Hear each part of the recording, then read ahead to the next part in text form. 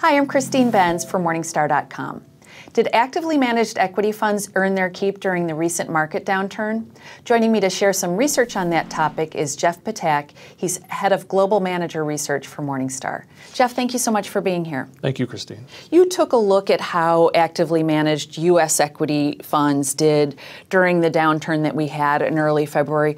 Let's talk about how they compared to their passively managed counterparts. Sure. Yeah, so this was actually, albeit a very short period of time, actually a pretty good period for actively managed U.S. equity funds. Not quite 60% of unique active U.S. equity funds beat their benchmarks. During that late January, early February period, we saw volatility spike. And this came amid what's been, a pretty desultory period for actively managed U.S. equity funds. They've really struggled. And so, in a sense, this provided a bit of relief to those funds and investors in them. Okay.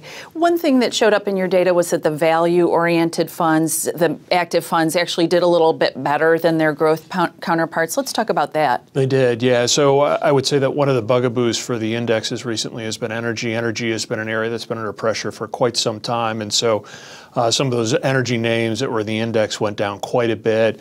In aggregate, I think that we would say of the value funds that had energy exposure, maybe they were a bit light in it, or they owned some names that didn't go down quite as much as the constituents in the index. That was an area where value-oriented active funds were able to make a bit of hay versus their value indexes, and that explains why the success rates were higher for those types of funds in this recent period and over the year-to-date period, for that matter. Okay. Well, I guess the question is whether this outperformance that we saw with active funds during this very short period, whether that's persistent, whether there's any reason to believe that actively managed funds will continuously be able to show their mettle during periods of market weakness. Do you think that assertion really stands? Sure. Yeah, we do hear that talk quite a bit, especially from active managers whose interests it serves. There's a kernel of truth to the notion that active funds perform a bit better during downturns. When we've done research over the past 2 decades, U.S. equity funds in particular, what we have found is over rolling 3-year periods, they do tend to succeed more often in 3-year periods when the indexes are down. So they do tend to do a bit better in down market periods. There's a couple of problems, though. One is that we have far more up periods than we do down periods. Right. The second is that we see active funds, they don't persist in their outperformance. And so, if you look at a subsequent 3-year period after a fund outperforms, it doesn't maintain that outperformance. It basically decays over time. And so that's when we look at longer term measures, 5-year success rates, 10-year success rates. The numbers are well below 50%. In fact, in some of the reports that we run, like the active passive barometer, we find that success rates in many categories are well below 30%. Okay. So that brings me to my next question, which is if I want a fund or a group of funds in my portfolio that will consistently perform during those periods of market weakness that I'm kind of looking for that downside protection, are there any characteristics that I should be looking for when I am shopping for holdings? Sure. So, after you kind of go through your progressions and make sure that you got the right asset allocation that meets your goals, which is probably supersedes everything, right? And you turn your attention to your actively managed funds. I would say that some of the things that we would look at as analysts is how does the manager articulate his or her strategy? Are they absolute return oriented? Are they more relative minded where they're willing to own less overvalued stocks, but stocks that are overvalued all the same? Are they sector concentrated? Do they have big positions in individual names? How often do they trade? What sort of forethought does it seem they put into the positions that they put on in the portfolio? Those are all the sorts of considerations that our analysts would try to take into account in making an assessment of how robust a risk management process a particular equity manager has. And so I think it probably well serves investors to go through those same sorts of progressions when they're doing their own sort of diagnostics on their actively managed holdings in their portfolios. Okay. You kind of hinted at this in an answer to a previous question, but when you kind of dial it back, get away from the periods of market weakness and look at the whole mosaic of market performance, you said that actively managed funds as a group don't look particularly compelling. A lot of advisors, certainly, and individual investors are kind of using that as an impetus to say, forget it. I'm just going to own an all-passive portfolio and call it a day. Is that a legitimate way to approach things, do you think?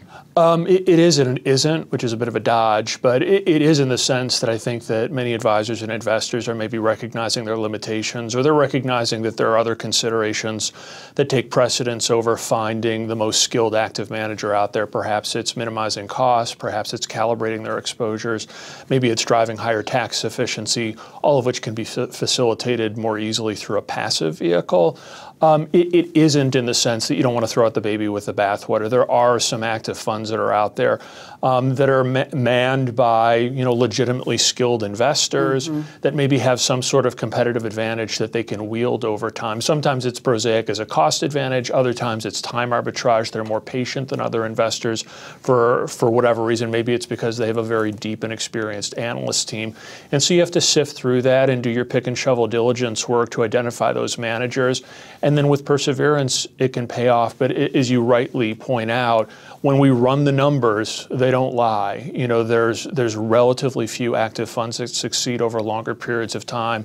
It ranges anywhere from about 10 to 35% over a 10-year period when you take fund deaths into account. And so the odds are not in an investor's favor. That's why I think that most are probably better off if they can't put in the work or they don't have the resolve, sticking with passively managed products. Okay. I want to just poke at this value idea a little bit, Sure. backing away from down market periods and looking at active value funds more broadly. Sure. When I look at that active passive barometer, some of the value funds do look a little bit more compelling on a long-term basis, the actively managed funds.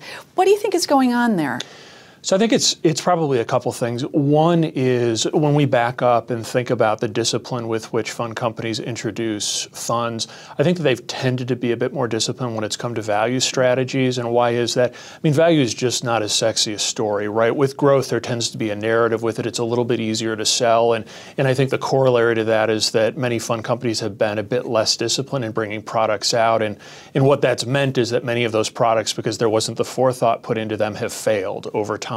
Whereas with value, you've kind of got to have that steely resolve, the determination, really be committed to the underlying investment discipline. Doesn't mean they all succeed, but I think it gives them a bit more of a fighting chance. The other thing, which is a bit more cyclical in nature, we've seen growth over an extended period of time outperform value. And what that tends to mean, value managers tend to be a bit less style pure than their indexes. And so they might tilt a bit more towards core and towards growth, whereas their index is going to really stay in that left-hand column in value.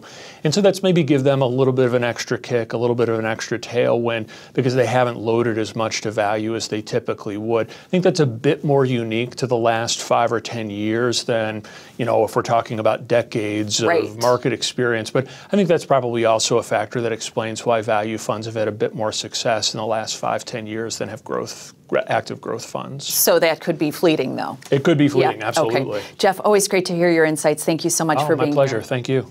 Thanks for watching. I'm Christine Benz for Morningstar.com.